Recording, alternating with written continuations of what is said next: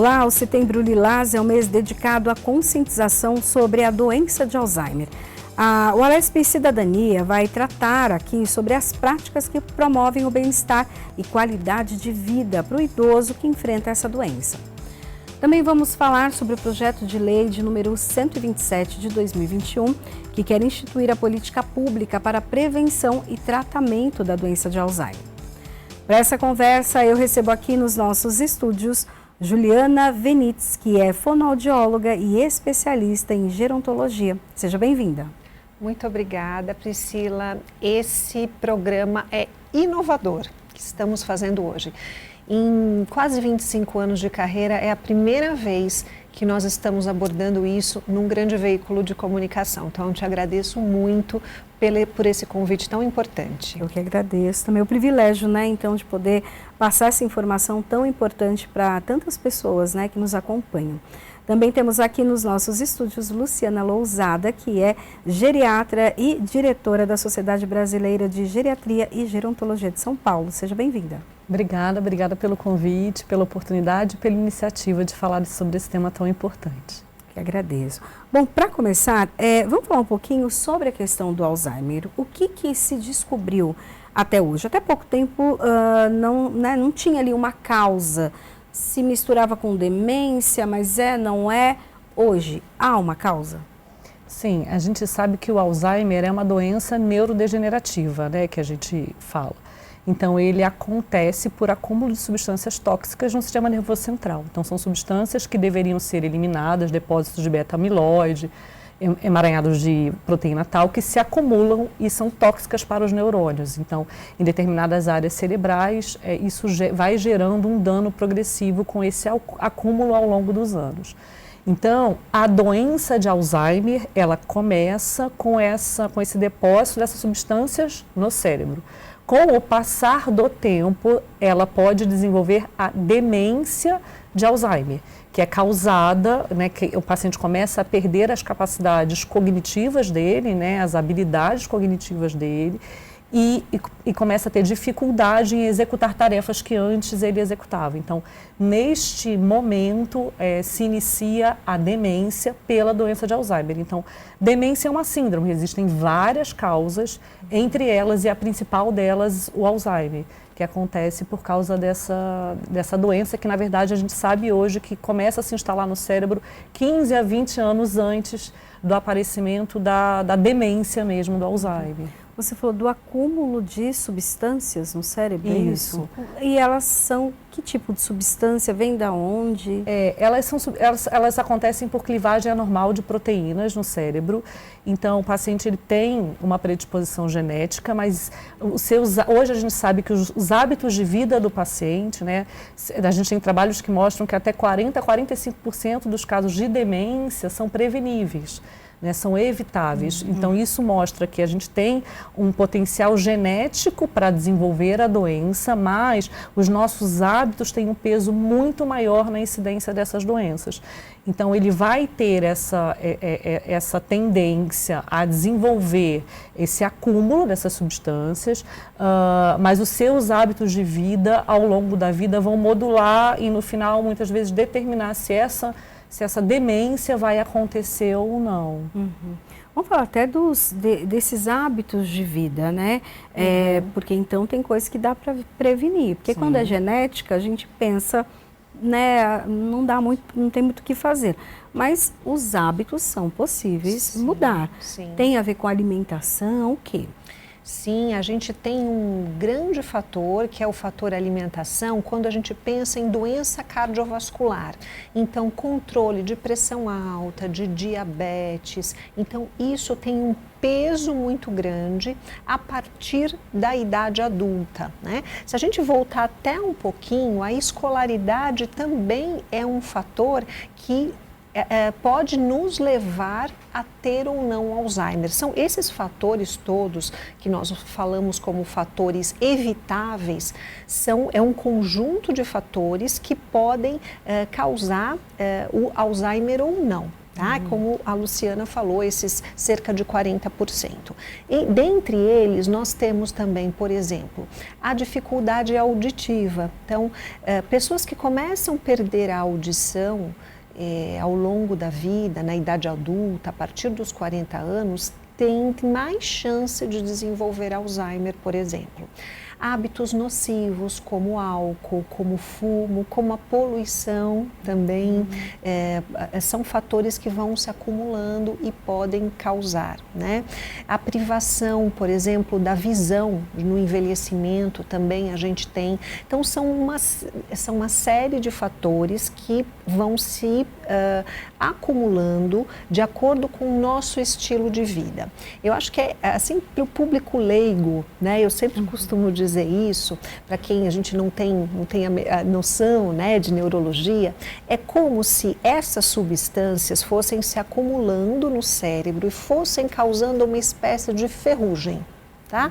Então eles vão enferrujando, isso vai fazendo com que o cérebro vá diminuindo de tamanho, ele vai corroendo os neurônios, até que chega uma hora que nós vamos observar aqueles primeiros sintomas. Então deixa a comida no fogo, esquece de desligar, né?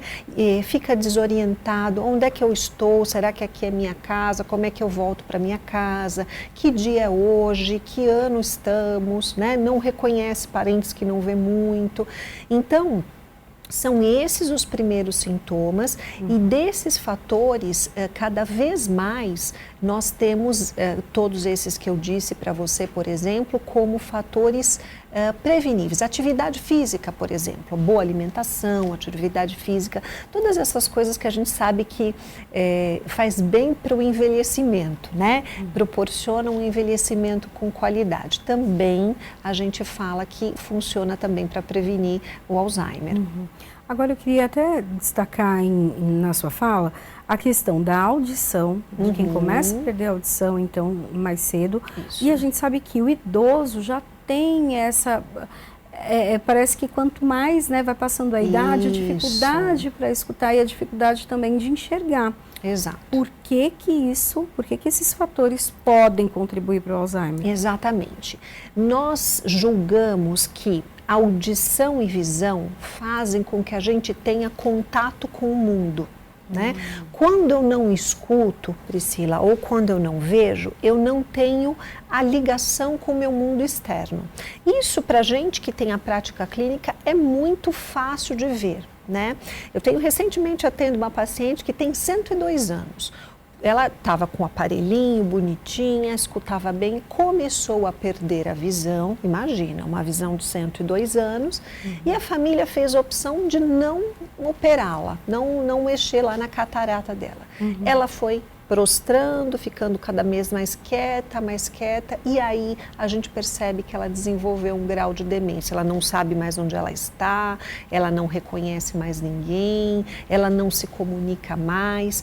Então, os nossos órgãos do sentido é que fazem a gente estar e perceber o mundo ao nosso redor, né? Estudos mostram que no início da demência, se a pessoa tem, por exemplo, problema auditivo e a gente coloca o aparelho bem adaptado e a pessoa começa a usar, esses sintomas melhoram.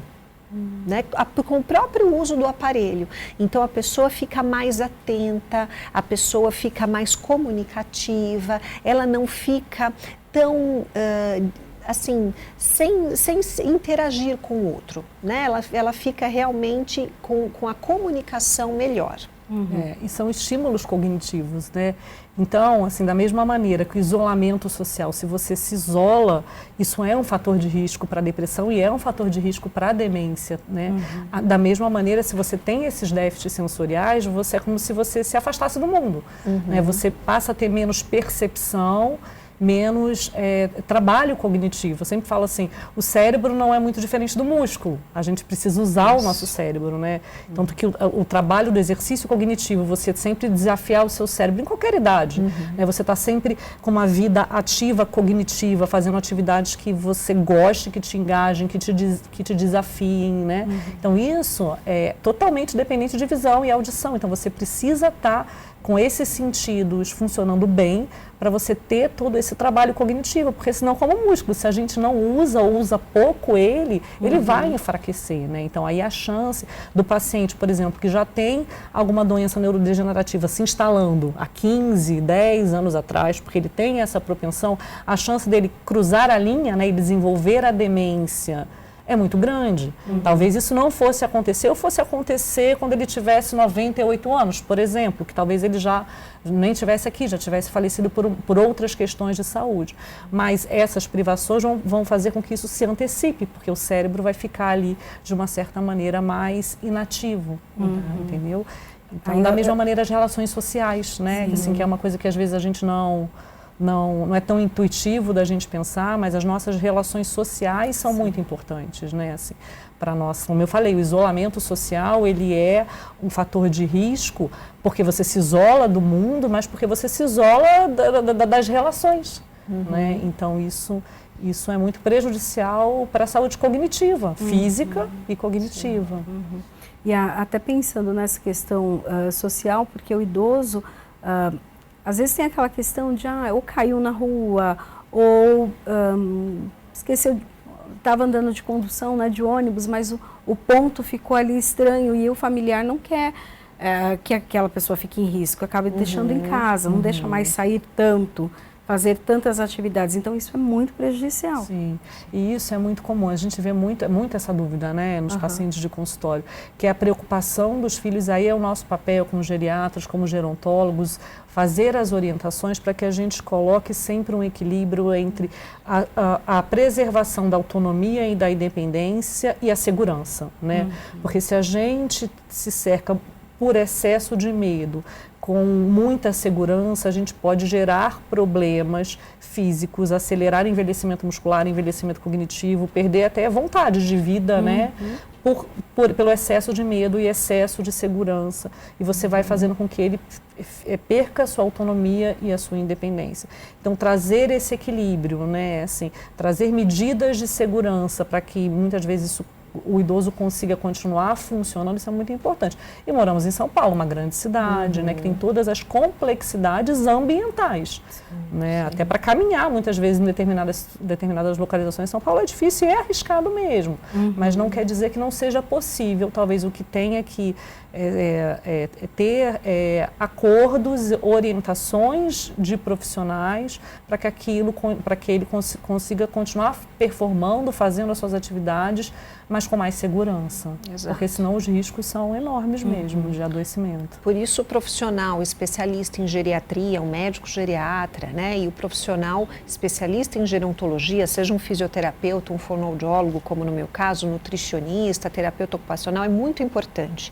Porque é um equilíbrio, é uma balança aí muito, assim, né, de uma linha tênue do que vai fazer bem e o que vai fazer mal, né? Eu acho que, eu sempre costumo dizer que quem lida com geriatria e gerontologia, inclusive a própria família, precisa ter bom senso, né? Então, de não privar demais e não e realmente deixar aquela pessoa em segurança, né? Então, a gente precisa, por isso que essa orientação é muito importante de um profissional especializado. Aí, quando se fala até da questão das boas práticas para a saúde, para o bem-estar, nós comentamos aqui sobre a questão da visão e também da audição. A visão a gente sabe que é bem comprometida quando uma pessoa tem diabetes, por exemplo, né? Então a gente vê que é preciso prevenir para que isso não aconteça. Sim, tem que ter uma prevenção tanto de você controlar bem a sua glicemia, pressão alta também, hipertensão também é um risco. Às vezes as pessoas não têm tanto esse conhecimento, mas a hipertensão também acelera e traz muitos problemas na visão. Então, o cuidado com o olho, né, com a visão, é o cuidado preventivo. Então, se você tiver algumas comorbidades, você tem que tratar bem elas, a hipertensão, o diabetes, o colesterol, porque isso tudo pode acelerar a sua perda visual e visitar o oftalmologista. Né? Então, fazer o cuidado preventivo com a saúde ocular Isso é fundamental e às vezes não é intuitivo, as pessoas não têm essa... Sim, exato. Esse hábito. E assim, a minha percepção é que com a saúde ocular ainda é um pouco mais aceito, né? É muito mais fácil você procurar um oftalmologista, o uso do óculos é socialmente aceito. Agora, o uso do aparelho auditivo, não. Né?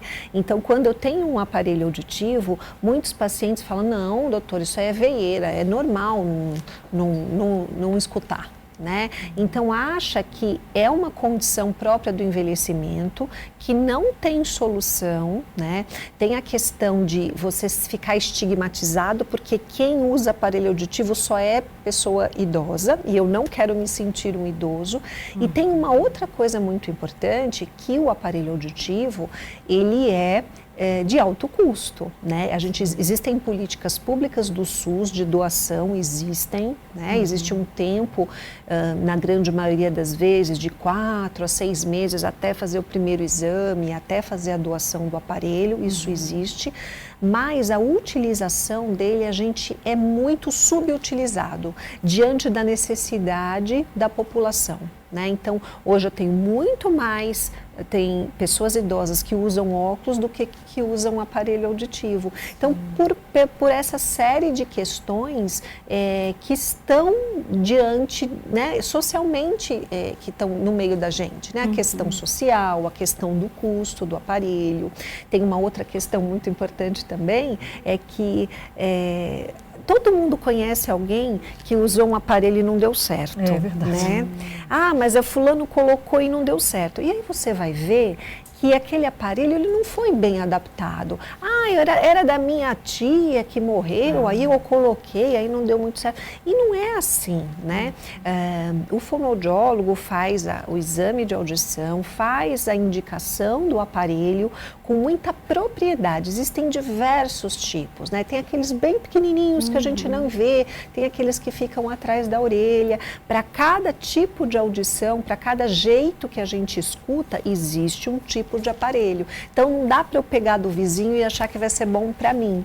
Então, são uma série de coisas. Eu acho que a gente precisa, em termos de sociedade ainda, ter políticas públicas que alertem sobre a importância do cuidado com a audição.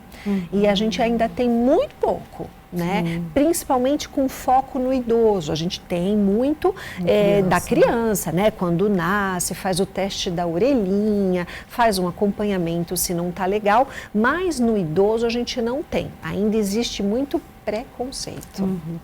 Até para que vocês deem uma dica para quem está em casa, né? Para os filhos principalmente, para quando conversar, né, com os pais, como falar, porque assim, a gente está aprendendo hoje aqui que a utilização tanto do óculos ou da cirurgia ali, da visão ou do aparelho, não é só a questão, está ficando velho, por isso que eu estou usando e tal, mas é uma questão de uma vida, uma qualidade de vida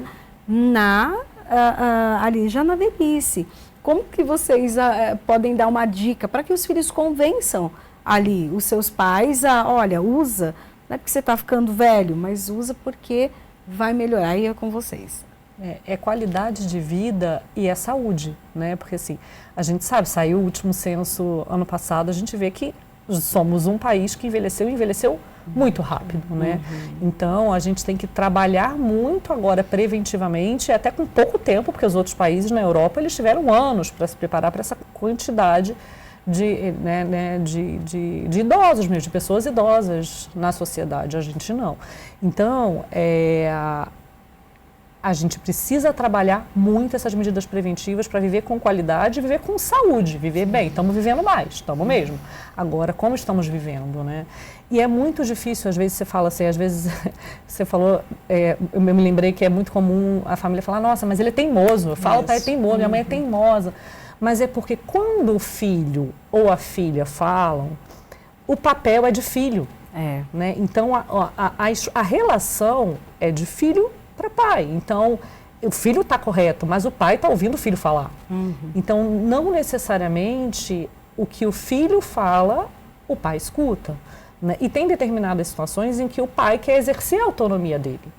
E o filho quer impor algumas coisas, né? Então, isso muitas vezes é visto como uma teimosia e uma dificuldade. Mas um jeito mais efetivo de quebrar isso é essa orientação vir do profissional. Então, ter um bom vínculo é fundamental. Então, você ter um vínculo com o médico, ter um vínculo com o gerontólogo, né, em que, de fato, o paciente, no caso o pai, né, ou a mãe, vai ouvir como uma orientação profissional e não como meu filho me dizendo, sabe? Ou meu filho querendo mandar em mim. Então, isso é muito comum. Mas a gente consegue quebrar dessa maneira, através da orientação vinda do profissional, especialmente se é um profissional que tem um vínculo já com o paciente. É isso mesmo, é isso que mudar a gente hábito, vê mesmo. Criar novos hábitos e mudar hábitos não é fácil. Não é possível, mas requer engajamento, requer tratamento, requer acompanhamento. Então, isso tem que ser, de fato, mesmo com o profissional. O filho vai alertar. Né, mas talvez o principal papel dele seja ir atrás de um bom gerontólogo, ir atrás de um bom geriatra, para que a voz dele de fato seja ouvida e as prevenções consigam ser efetivadas. Esse vínculo é muito importante. A gente percebe na nossa prática clínica que a pessoa idosa que tem um médico que o acompanha ao longo do envelhecimento, envelhece melhor. Né, que faz esse acompanhamento com o geriatra, porque cria isso que a Luciana está falando, cria o vínculo, e aí não é o filho, não é uma pessoa da família que está querendo mandar nele, é o profissional, é o médico que está ali com achado científico. Né? E esses passos como esse que vocês estão proporcionando para a gente hoje também são muito importantes, porque ele está na casa dele, num momento de lazer, e está ouvindo isso vindo de pessoas que ele não conhece, né? De um meio de comunicação respeitado. Então isso também faz. São uma série de medidas. Eu acho que essa cultura do envelhecer bem, nós como brasileiros, nós precisamos começar a ter, né? Ter espaços para que a gente fale sobre como envelhecer bem, né? Então, é fundamental. Até nós temos também um projeto de lei de tramitação aqui na LESP que fala sobre a instituição de políticas públicas para a prevenção e tratamento da doença de Alzheimer. Enquanto até a doutora falava, eu fiquei pensando, tem algum lugar ou algum centro, existe esse atendimento que as pessoas consigam levar ali os seus idosos, ter esse tipo de informação? Existe ou realmente um projeto como esse vem até para cobrir um pouco essa demanda, mas na verdade precisaria até ser criada uma política de atendimento, uma política estadual de atendimento à pessoa idosa e com essas informações para evitar, por exemplo, o Alzheimer, né?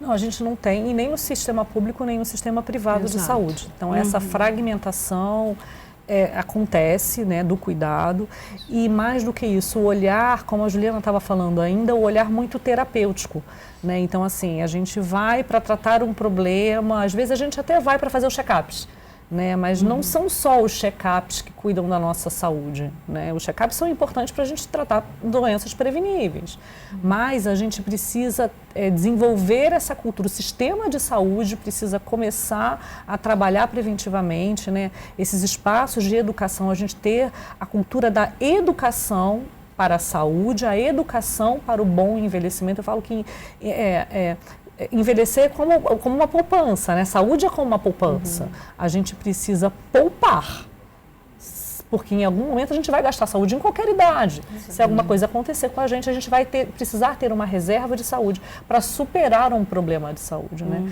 Então, essa cultura de conservar e cuidar da saúde, como brasileiros, a gente ainda não tem. O nosso sistema de saúde, público ou privado, ainda não está preparado para isso. Sim, é verdade.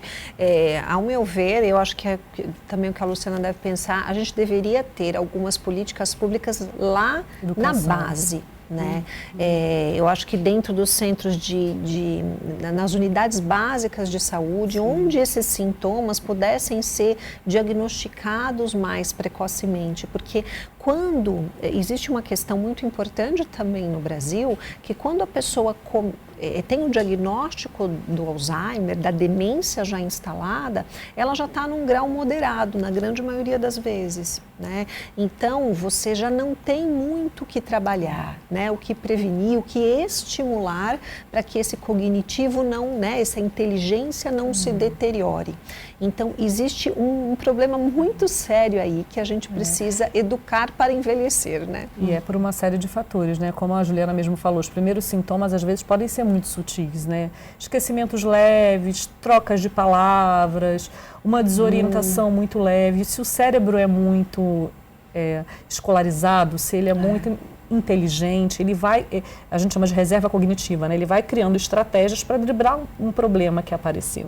Então, muitas vezes, esses sinais iniciais não são percebidos pela família, ou é como a visão, não, isso é porque ele está com 80 anos. Isso. Não, isso é porque ele está com 75 anos. É assim mesmo, o idoso esquece, é assim mesmo. Não, pode ser um esquecimento normal, mas pode ser uma doença de Alzheimer, uma demência se instalando e se iniciando.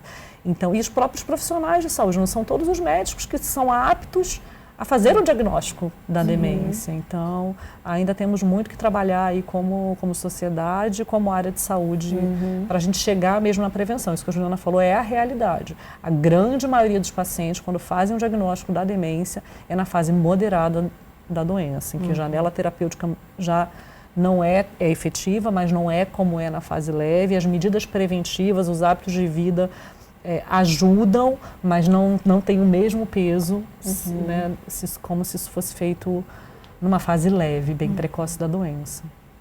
Bom, nós vamos fazer um rápido intervalo e daqui a pouco a gente volta com esse assunto que é tão importante e que vale a pena parar para assistir, prestar atenção. Todos nós ou temos um idoso na família ou vamos envelhecer. Tomara que envelheçamos, né? E com saúde. Daqui a pouquinho a gente volta.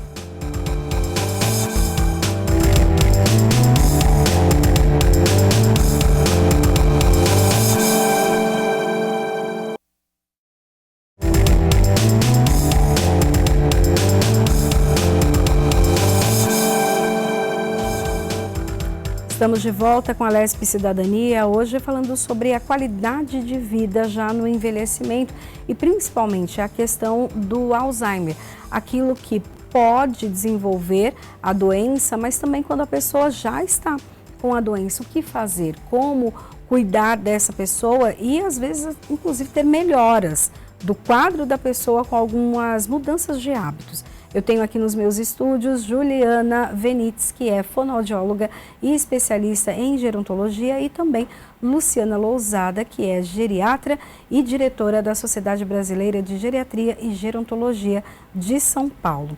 Bom, eu queria falar com vocês sobre a alimentação. Inclusive, eu estou com um livro aqui, Alimentação de Conforto no Avançar da Demência, para a gente poder falar um pouquinho sobre a questão da alimentação. Tanto a alimentação antes que a doença está instalada, quanto a alimentação durante. Sim. O livro, ele foi escrito, Priscila, porque com o avançar da doença de Alzheimer, a pessoa vai perdendo algumas funções muito importantes. Andar, falar, a capacidade de ir ao banheiro, né? E o que nós chamamos de demência avançada, nas fases finais, o que acontecia antigamente, né? Essas pessoas perdiam, como perdiam a capacidade de andar, a capacidade de falar, também perdiam a capacidade de engolir como a gente engole, né?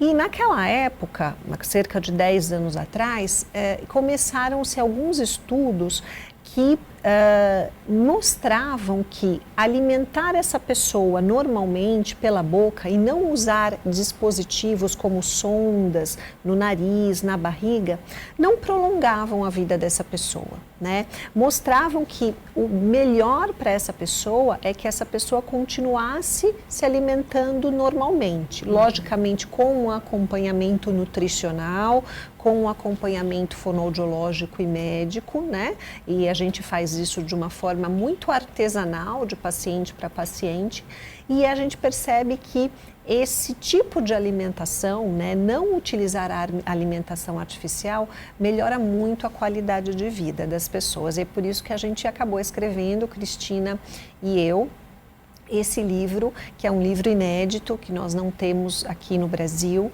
que a gente explica para os profissionais de saúde quando a gente faz isso e como a gente faz essa alimentação de conforto lá nas fases finais da demência. Até antes de entrar na alimentação de conforto mesmo, sobre esse tema, a alimentação, o que você falou, quando a pessoa fica idosa, tem a questão da mastigação, tem a questão dos dentes, às vezes tem alimento que eles já viram e não querem mais comer porque não me cai bem, a digestão é mais lenta e tal. Só que são coisas importantes, então a proteína é muito importante para a alimentação. Então, o que dá para fazer nesse aspecto? Isso é muito importante. E tem mais, às vezes eles usam algumas medicações que dão uma sensação de secura na boca por efeito colateral. Então é um somatório de fatores que muitas vezes torna a alimentação mais difícil. Fora que algumas vezes eles almoçam e jantam sozinhos, né? Então você cozinhar ou ter uma alimentação em casa variada para um grupo de pessoas é muito mais estimulante do que você fazer para você mesmo sozinho. Então, a chance de, nessas situações, acabar tendo um excesso de consumo de carboidrato, de açúcar, de industrializados, né, de substâncias que são rápidas de se mastigar, são mais fáceis de se engolir, são mais rápidas de se preparar, também é muito grande. Então, aí, mais uma vez, a importância da educação na saúde. Né? A gente não tem, e mesmo fora da demência, assim, a gente não tem muito o hábito da alimentação consciente. Né? A gente trabalha para desenvolver o hábito do exercício físico, né? Se preparar para o envelhecimento. O exercício físico não é apenas, né, estética de maneira nenhuma, mas a consciência alimentar é muito importante. Né? Então, a gente desenvolver isso, a gente sabe os malefícios que tem, não só para obesidade, diabetes, colesterol alto, mas uma alimentação ruim também é fator de risco para sintomas emocionais, depressão, ansiedade, também é fator de risco para declínio cognitivo, né? Um excesso de alimentos industrializados, substâncias pró-inflamatórias. Hoje a gente sabe que tem alguns cardápios, algumas dietas que são ricas em substâncias antioxidantes naturais, né? Então, dieta, eu falo assim, é gastar dinheiro na feira. Né? Então, são alimentos geralmente in natura, dietas ricas em verduras, frutas, oleaginosas, né? Cereais, leguminosas. Então, uma dieta, essa é uma dieta preventiva para também o envelhecimento cerebral. E a questão proteica é muito importante para o envelhecimento físico, muscular, osteomuscular, porque o que nos mantém andando até o final da nossa vida, né, é a cognição, se a gente não evoluir para uma fase de demência avançada, não tiver um problema de saúde maior que nos debilite, mas são os nossos músculos, as nossas articulações, né? Então, a atividade física é um pilar, mas a alimentação, e nisso a ingesta adequada de proteína, porque senão a gente perde, até se você faz o exercício físico e você não tem na balança uma correta ingesta proteica, que é super difícil no nosso cardápio a gente ter, a grande realidade é essa, e com o envelhecimento todas essas questões mais ainda. Então, reforça a importância desse olhar multidisciplinar para a gente cuidar desse pilar também, que vai ser fundamental para um bom envelhecimento. E até você falou uma coisa muito interessante, Priscila, porque as pessoas não percebem isso que você disse. Fica mais difícil de mastigar, não consegue comer a proteína, né? O bife, o frango, né? O peixe. E é exatamente isso que acontece. Cerca de 30% dos idosos saudáveis, tá? Estou falando daqueles que estão morando sozinhos, cuidando das próprias contas, fazendo exercício físico, ajudando a família, 30% já pode ter alguma queixa para engolir os alimentos. Né? Isso nós chamamos de presbifagia. Como tem a presbi do olho, né? A presbiacusia do ouvido, a gente também tem a dificuldade para engolir. Então, as pernas perdem as forças, os braços perdem as forças e também a musculatura que faz a gente engolir pode perder a força e causar alguns sintomas. E os sintomas são justamente esses que você está falando. Olha, não me cai bem mais, então eu prefiro à noite comer um pão com manteiga e um café com leite, né? Um chazinho com bolacha. Chazinho com bolacha. E muitas vezes tem a ver com uma falta de capacidade muscular, porque cansa. Eu não consigo mastigar adequadamente, a força para engolir é muito maior do que se eu molhar ali o meu pãozinho, né? Então isso já acontece com 30% dos idosos normais, tá? Quando você tem um problema como a demência, por exemplo, um problema neurocognitivo, neurodegenerativo, né? Que você vai perdendo funções importantes, como andar, como ir ao banheiro e ao falar, a gente também vai ter uma interferência muito significativa na deglutição, né? No ato de engolir os alimentos, né? O que eu costumo dizer é assim, quando você está começando a preferir comer purê, sopinha batida, pão molhado no leite, é porque alguma coisa não está legal. E a partir do momento que você tritura os alimentos, você perde em termos de energia e você perde também em termos de proteína, tá? As fibras mesmo, né? Exatamente, elas se perdem. Você acaba, na hora que você faz a tritura no liquidificador, você acaba perdendo. Então é bastante importante que a gente tenha, né? Eu falo muito nos congressos médicos e eu alerto sempre, olha, vocês que são médicos, né? Vocês que são geriatras da área da saúde, nunca deixem, porque as pessoas falam assim, Priscila, tem que ter a dieta saudável. Ótimo, né? Como a Lu falou. Será que a pessoa consegue fazer os seus próprios alimentos? Isso também é uma preocupação. Será que a pessoa tem condição financeira? Sim. Ótimo. Só que ninguém se lembra de perguntar isso. Será que a pessoa consegue comer? Né? Então, essa é uma pergunta super chave no envelhecimento, tá? A opção seria, por exemplo, uma carne cozida, então começar a passar para um preparo diferente. Então, né, os legumes, as verduras ali, às vezes, sei lá, uma couve, ela é mais difícil se você tiver o consumo dela crua do que se ela estiver refogada, né? Fica mais molinha. Isso. Essas adaptações, elas são importantes, mas o ideal mesmo seria essa pessoa fazer um atendimento com o fonoaudiólogo. Porque nós, em poucas sessões, nós conseguimos melhorar essa musculatura quando a gente tem um idoso aí saudável, né? Então, a gente consegue fazer exercícios, fazer pequenas adaptações, porque o grande receio é que você adapta dessa forma, né? Então a carne vai ficando mais molinha, o legume também, aí daí a pouco você já está amassando com garfo e depois você está batendo tudo no liquidificador, né?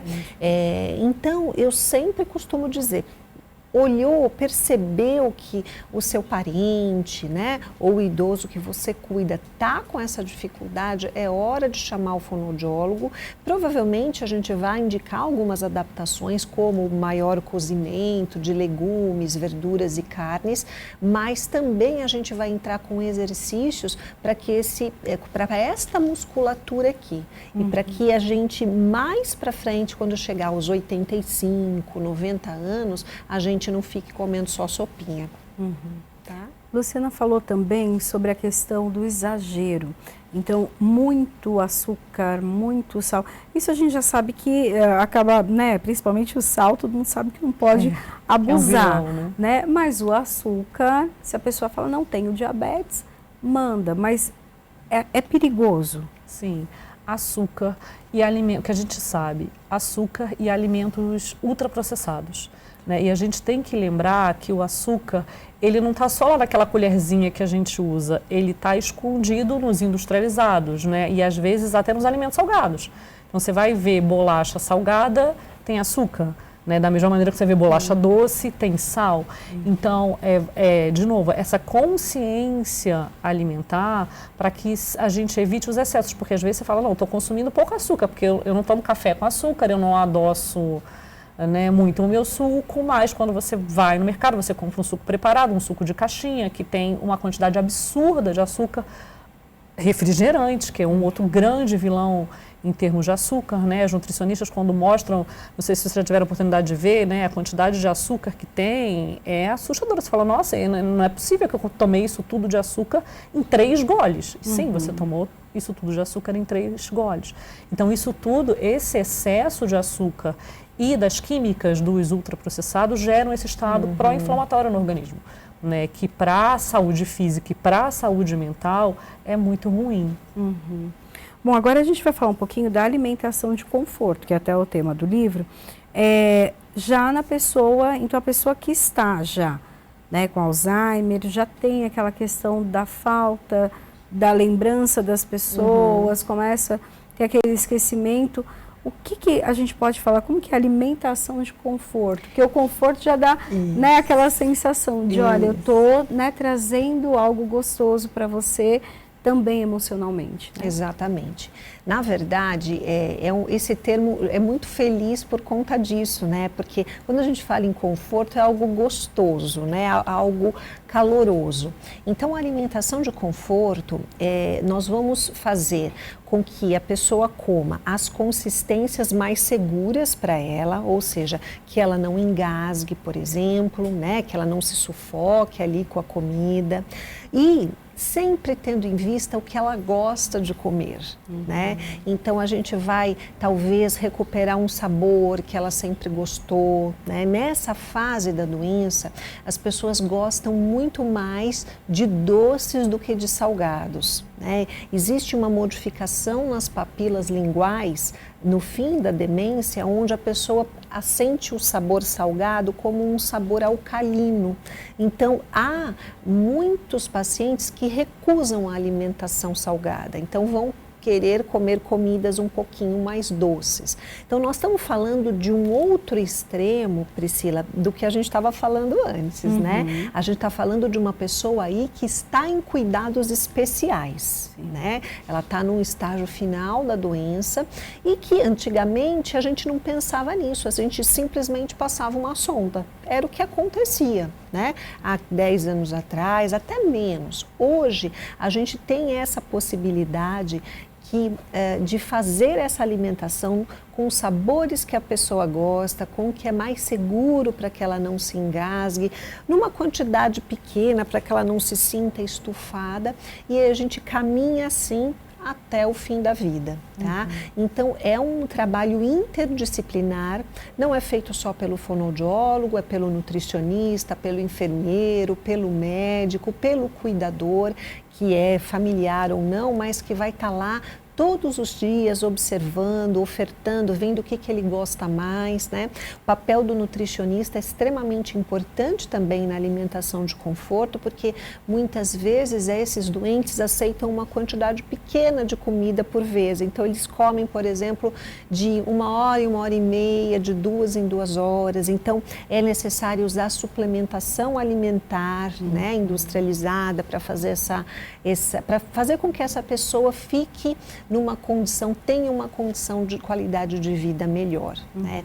E eu sempre costumo dizer que por que também esse conforto existe? Porque no ato de você oferecer a comida, porque nessa fase a pessoa não consegue mais comer sozinha, existe ali um ato de amor, né? Você tem, às vezes, um único momento onde você tem uma troca, porque essa pessoa não fala mais, essa pessoa não anda mais, às vezes ela não reconhece mais você, mas naquela troca alimentar ali, que você fala, mãe, abre a boca, né? Olha que gostoso, olha, eu fiz essa sopa para você, e aí você tem esse entrelace entre as pessoas. Então, é conforto por isso também.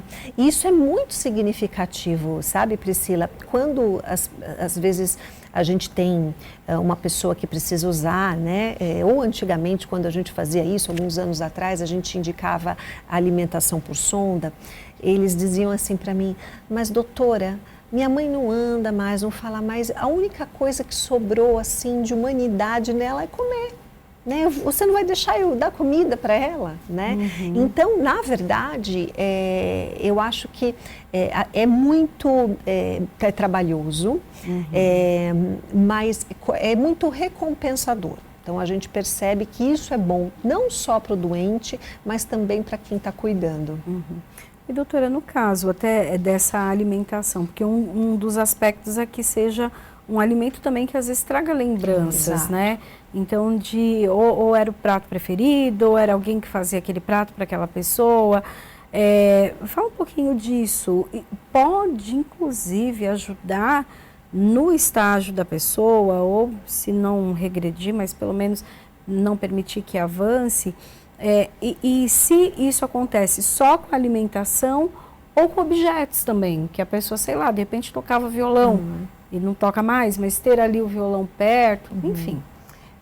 Eu vou começar a responder pelo finalzinho, quando você coloca assim, para evitar que avance. E aí, só para a gente deixar assim bem claro que esse processo educativo que é feito e o trabalho multidisciplinar também precisa ser feito com a família, porque a gente estava até agora falando sobre o quê? Prevenção, começou a doença, a gente não quer que a doença piore, ou quer que a doença avance com uma velocidade menor. Então vamos diagnosticar precocemente, vamos tratar precocemente, vamos cuidar de fazer exercício físico no paciente com uma demência na fase leve, vamos cuidar do cardápio alimentar dele.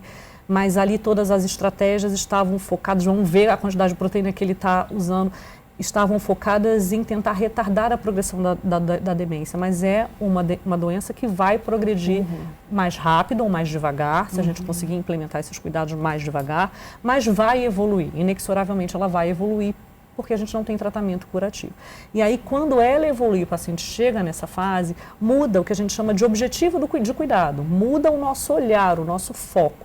Então, se a gente vai dar medicação ou não, se a gente vai estimular algum exercício que o paciente não goste mais de fazer ou não, se a gente vai insistir em determinados alimentos ou não. Então, isso já passa a não ter mais sentido, porque transitou o objetivo de cuidado agora, é cuidar para que ele tenha bem-estar, conforto e dentro daquela doença que já está numa fase avançada. Mas a família também precisa ser trabalhada para isso, porque ela ouviu tanto, né? Muitas vezes que do médico, não pode, né? Precisa melhorar, às vezes ouviu do nutricionista. E ela também tem a preocupação, muitas vezes, quando o paciente deixa de ingerir aquela quantidade, aquele pratão, né? Então, e a gente tem a cultura de que a alimentação é vida. Então, se o meu familiar não está comendo, isso significa que, né, eu estou deixando de alimentar, então isso não vai ser bom para ele. Então, a gente também tem que trabalhar a educação agora da família para que ela enxergue que agora é um outro objetivo. E aí o objetivo é esse conforto. E aí essa medida, assim como você perguntou, né, agora indo para a sua pergunta sobre o paralelo com as outras medidas, todas elas trazem, porque quando a gente escuta uma música que a gente gosta muito, pacientes que tocavam piano, às vezes são demenciados que já falam pouquíssimas palavras, você coloca na frente de um piano, ele é capaz de tocar grande parte da música, porque aquilo é uma memória muito cristalizada dentro do cérebro dele, porque traz em si uma memória afetiva. Fotografias, né? Então o reconhecimento afetivo, isso traz uma lembrança muito grande, né? Alguns pacientes cheiros, determinados perfumes, tons de voz conhecidos. Às vezes ele não é capaz mais de reconhecer, olha, aquela é minha filha que se chama Luciana, mas ele reconhece a voz, pode não saber que é filho, mas é alguém que dá segurança para ele. A mesma coisa com todos os órgãos dos sentidos, né? Então a visão, o tato e o paladar entra neste contexto. Então as dietas, bolo de fubá que eu comia na casa da minha avó, o pé de moleque do meu avô. Então são coisas que quando eu estiver numa fase avançada da demência, Ju, você já sabe que são as coisas que vão me trazer bem-estar, né? E assim, se me trazem bem-estar, se eu estou bem, eu fico menos estressada, eu fico menos irritada, eu tenho menos alteração comportamental, porque em algumas situações essa alimentação pode ser uma guerra, uma briga. Se a gente não tem isso tudo muito organizado, com bons profissionais de nutrição, de fono, médicos, ensinando a família, aquilo vira desprazeroso para o paciente. Exato. E desprazeroso para o familiar. Então, se a gente consegue tornar isso melhor, né? E a alimentação, né? Quando a gente está, como que é quando a gente está num dia estressado, né? Às vezes eu quero descansar, quero meu canto, quero a minha casa, quero comer uma coisa gostosa, quero estar com quem eu gosto, né? Então isso traz bem-estar, isso baixa o nosso cortisol. Né, que é uma substância que faz com que a gente abaixa a nossa adrenalina, que faz com que a gente fique agitado, nervoso, durma mal, são as substâncias do estresse, né? Então tudo isso ajuda nesse manejo emocional e comportamental da demência. E ajuda muito, porque a gente tem assim, algumas manifestações, né, você às vezes não tem a verbalização, mas você percebe que a fisionomia mudou. Né? E o que é importante para quem está ouvindo a gente, nos vendo, é que às vezes isso acontece, mas não é sempre, né? Isso acontece, por exemplo, às vezes com fotos, você está mostrando foto, às vezes você percebe que ele reconheceu, no outro dia seguinte ele não reconheceu, né? Então, a gente tem realmente que buscar a ajuda profissional necessária para que a gente consiga manejar todos esses cuidados que são tão específicos. E a gente fala muito pouco sobre isso. Bom, vamos ter que marcar outro programa para falar sobre isso, né? E marcar outros e outros e outros, né? Sim. Afinal de contas, é um assunto tão importante que a gente precisa que a grande parte da população escute para que ou, né, como já disse, envelheçamos bem ou possamos ali cuidar dos nossos idosos. Eu quero agradecer a participação hoje aqui com a gente da Juliana Venites, que é fonoaudióloga e especialista em gerontologia. Muito obrigada. Eu que agradeço, Priscila, muito obrigada, estou à disposição sempre. Muito obrigada. Também agradeço aqui Luciana Lousada, que é geriatra e diretora da Sociedade Brasileira de Geriatria e Gerontologia de São Paulo. Muito obrigada. Eu que agradeço o convite, o espaço e a iniciativa, mais uma vez, de estar aqui falando sobre esse tema tão importante para a nossa sociedade. Obrigada. Bom, a Alesp Cidadania fica por aqui. A gente se encontra na programação da Rede Alesp. Até o próximo programa. Tchau, tchau.